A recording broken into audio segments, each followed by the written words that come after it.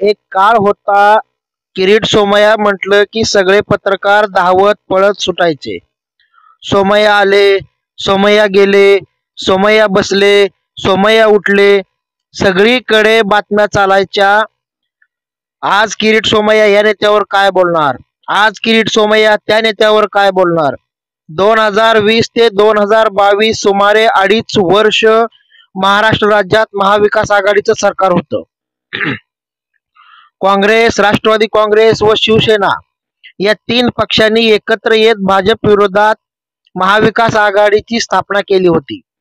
आणि तेव्हा महाराष्ट्र भाजपने किरीट सोमय्या यांना महाराष्ट्र राज्यातील महाविकास आघाडी सरकारमधील प्रमुख नेत्यांची लिस्ट दिली होती.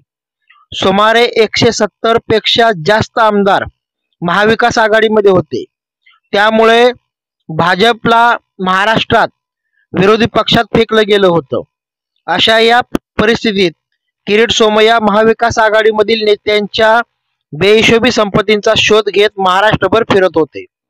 दररोज किरीट सोमय्या एक बातमी, एक पत्रकार परिषद घ्यायचे म्हणजे घ्यायचेच.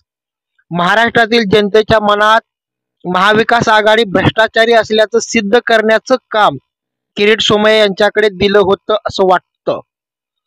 त्यांनी एकाच वेळी काँग्रेस, राष्ट्रवादी काँग्रेस, शिवसेना या 3 पक्षांना दहशतीखाली ठेवलं. सोमय्यांनी एखाद्या नेत्याचं एकदा नाव घेतलं की ईडी लगेच त्या नेत्याच्या मागे हात धुवून लागायची.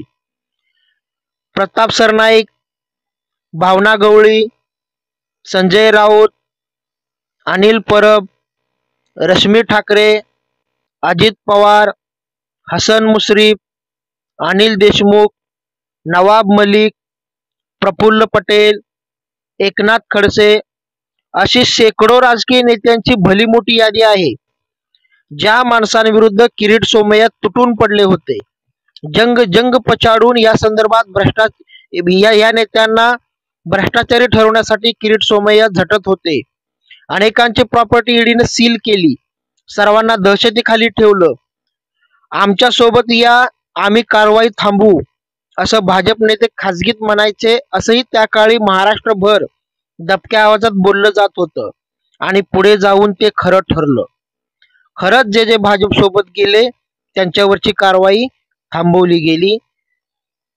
किरीट सोमय्यांनी ज्या नेत्यांची बदनामी केली, ज्यांना जेलमध्ये टाकण्याची भाषा केली, ज्या नेत्यांविरुद्ध किरीट सोमय्या संपूर्ण महाराष्ट्रभर फिरून कांगावा करत होते, त्यातील 80% नेते आज किरीट सोमय्या यांच्या दहशतीमुळे भाजप सोबत जोडले गेले आहेत. मागच्या दाराने भाजप सोबत सरकारमध्ये जाण्याचं पाऊल त्यांनी उचललं.